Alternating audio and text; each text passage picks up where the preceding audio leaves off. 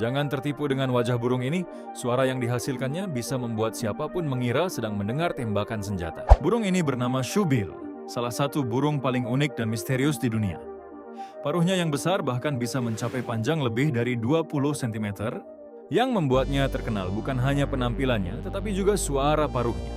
Saat dua bagian paruhnya dibenturkan dengan cepat, bunyinya terdengar seperti rentetan tembakan senapan senjata.